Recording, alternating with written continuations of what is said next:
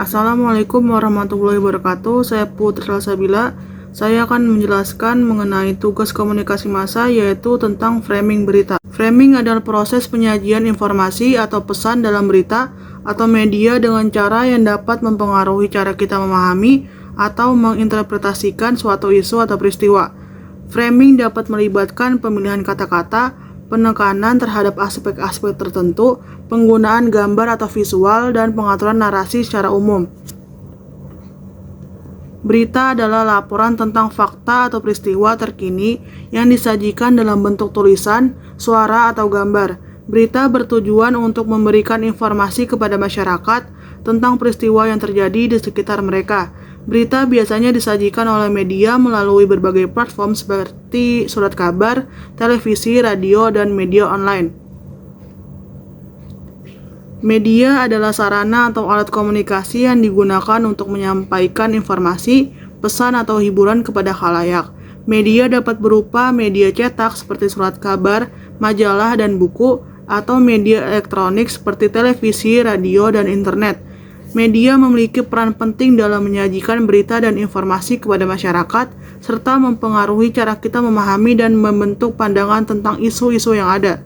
Selanjutnya, ini adalah contoh framing berita yang saya dapatkan, yang berjudul MK putuskan syarat usia Capres-Cawapres 40 tahun inkonstitusional bersyarat.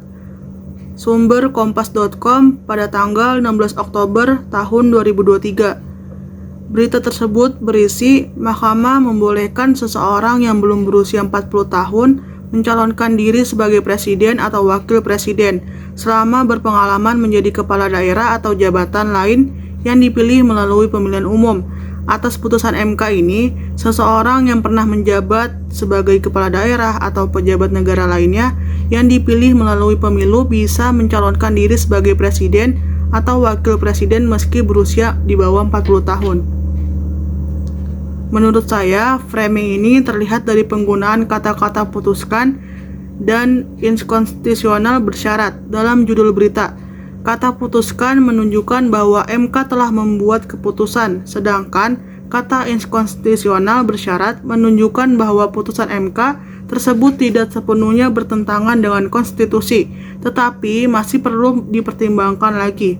Framing ini juga terlihat dari isi berita yang mengutip pernyataan Ketua MK, yaitu Anwar Usman, yang menilai bahwa putusan tersebut tepat karena memberikan keadilan bagi calon-calon yang memiliki pengalaman.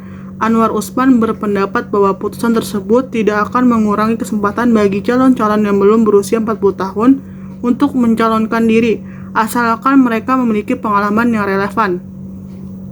Selanjutnya, pada berita kedua yang berjudul Putusan MK digugat, penggugat minta hanya gubernur yang boleh jadi capres dan cawapres. Sumber kompas.com pada tanggal 30 Oktober tahun 2023. Brahma meminta frasa baru yang ditambahkan MK, yaitu atau pernah atau sedang menduduki jabatan yang dipilih melalui pemilu, termasuk pilkada, dinyatakan inkonstitusional dan diganti menjadi lebih spesifik, yakni hanya jabatan gubernur. Menurutnya, ini dapat menimbulkan persoalan ketidakpastian hukum karena adanya perbedaan pemaknaan. Karena jika dibaca secara utuh, maka hanya jabatan gubernurlah yang bulat disepakati 5 hakim tersebut untuk bisa maju sebagai capres dan cawapres. Menurut saya, framing ini terlihat dari penggunaan kata-kata digugat dan minta dalam judul berita. Kata digugat menunjukkan bahwa putusan MK tersebut dipermasalahkan oleh pihak lain, sedangkan kata minta menunjukkan bahwa penggugat memiliki tuntutan yang berbeda dengan putusan MK. Framing ini juga terlihat dari isi berita yang mengutip pernyataan penggugat, Brahma Putranto, yang menilai bahwa putusan MK tersebut tidak adil dan diskriminatif. Brahma Putranto berpendapat bahwa putusan MK tersebut hanya menguntungkan calon-calon yang sudah menjabat sebagai gubernur. Selanjutnya, pada berita ketiga yang berjudul Putusan Etik Bisa Batalkan Putusan MK soal syarat usia Capres-Cawapres, ini kata Jimli. Sumber kompas.com pada tanggal 26 Oktober tahun 2023. Salah satu isi berita tersebut yaitu Belum bisa dijawab, nanti lihat argumennya apa, yakin bisa dibatalkan atau bagaimana. Apa alasannya nanti dicari dulu. Sebut Ketua Majelis Kehormatan Mahkamah Konstitusi Jimli Asidik kepada wartawan pada hari Kamis tanggal 26 Oktober tahun 2023. Sebelumnya, permohonan agar putusan etik ini dapat membatalkan putusan terdapat pada laporan yang dilayangkan ex-Menteri Hukum dan HAM, Denny Indrayana. Dalam laporannya, Denny meminta agar putusan MK dapat membatalkan putusan MK tersebut seandainya terbukti hakim konstitusi melanggar etik dan pedoman perilaku hakim.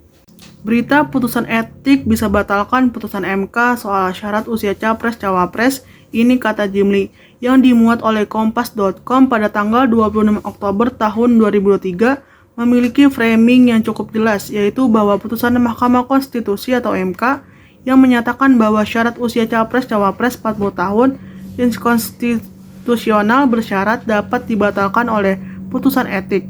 Framing ini terlihat dari penggunaan kata-kata bisa dan kata Jimli dalam judul berita. Kata bisa menunjukkan bahwa putusan etik masih mungkin membatalkan putusan MK, sedangkan kata Jimli menunjukkan bahwa pernyataan ini berasal dari Jimli Asidik, mantan ketua MK.